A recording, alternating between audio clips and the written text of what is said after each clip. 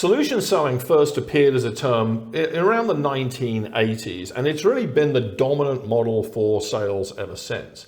But here's the interesting thing about it.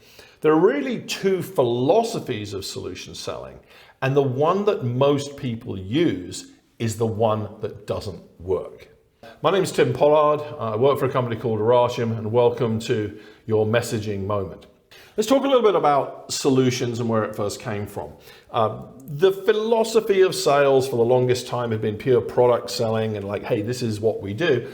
There was a recognition that wasn't sufficiently customer oriented.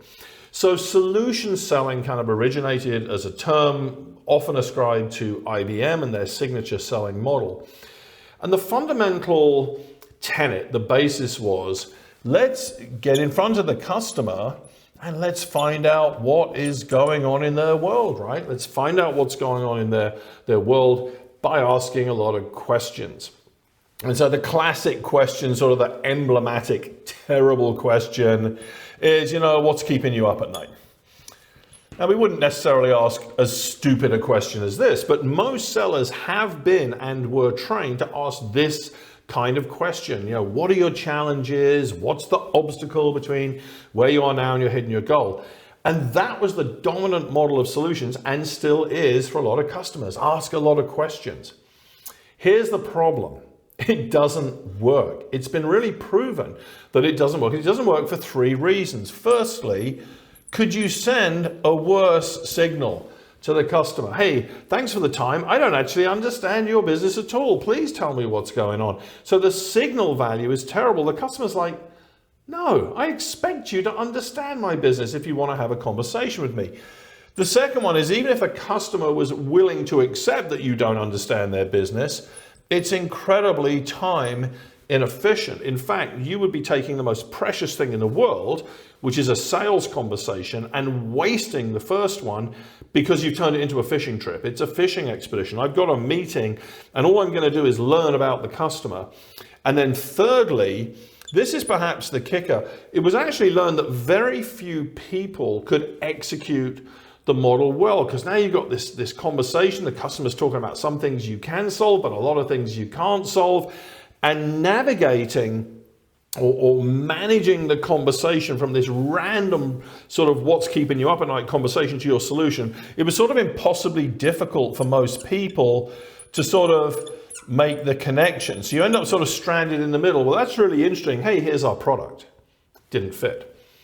So what happened is, not that long ago, maybe 10, 12 years, a new emerging view of solutions began to develop, and it was basically the idea of the hypothesis. Hypothesis-based solutions is completely different. You don't go in asking what's keeping you up at night. What you do is you go in with a hypothesis of the customer's problem. So, you're talking to the CEO of a hospital, and you go in like, hey, Bob, I know you are super busy. You don't want to waste time with salespeople.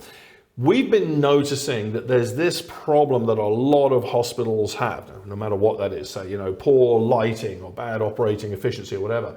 And what we're seeing is it's having these kind of impacts. And what we've done is we've developed a solution for that problem.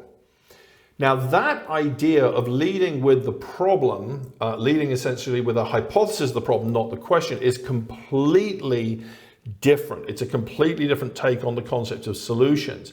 But what I want you to see is how much more effective it is across these three dimensions. What's the signal that you now send?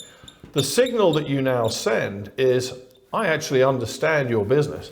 In fact, I understand this element of your business better than you do. If I sit down with a hospital CEO, I'm like, we're noticing a lot of hospitals are having trouble with their lighting. In fact, what we found is it's harming nursing productivity, it's harming their brand, it's creating legal risk, it's hurting clinical outcomes.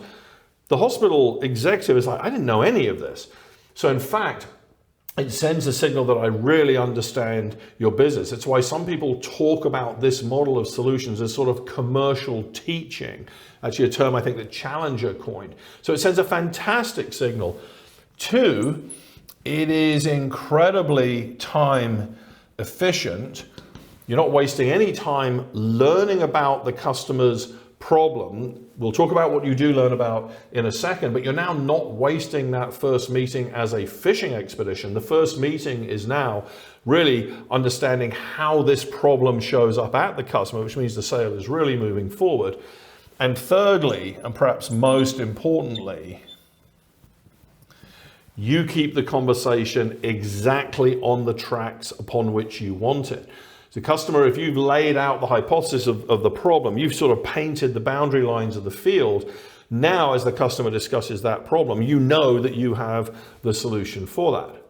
So the last point is, if this idea of hypothesis-based solutions, which is the model we teach at Aratium, leading with the customer problem and then discussing it, it leaves a very interesting question, which is, what about questions? Surely I should be asking the customer questions, right? And the answer is yes. But now you're not asking questions to create the hypothesis. You're asking questions to validate the hypothesis. It's a huge difference. So if I was presenting to this hospital CEO, I'd say, yeah, it's very interesting. You know, we see this problem of lighting, and it's hurting nursing productivity, and it's hurting brand, and it's creating legal risk, and it's creating issues of clinical outcomes, and it's way too expensive. Then I ask that killer question, which is, you know, Bob, as you look at your hospital, how do you see these 5 problems showing up? Or how would you prioritize these problems as you see them? Or how would you assign 100 pennies across these 5 problems? So you ask a deeply penetrating question, but you ask it into the hypothesis. And guess what? Bob says, yeah, I don't care about these 2, but these 3 really do keep me up at night. Now I know exactly what that customer's problem is, and I know exactly where to move forward in the sale. So the bottom line here is there really are 2 philosophies of solution selling. This was the original version, and it was really widely proven that it didn't work. This is a much more nuanced and sophisticated version, and it's the one that does work. So if there's one takeaway from this brief video, don't go in asking a question to discover the customer's problem. Go in with the hypothesis and ask questions to validate the customer problem.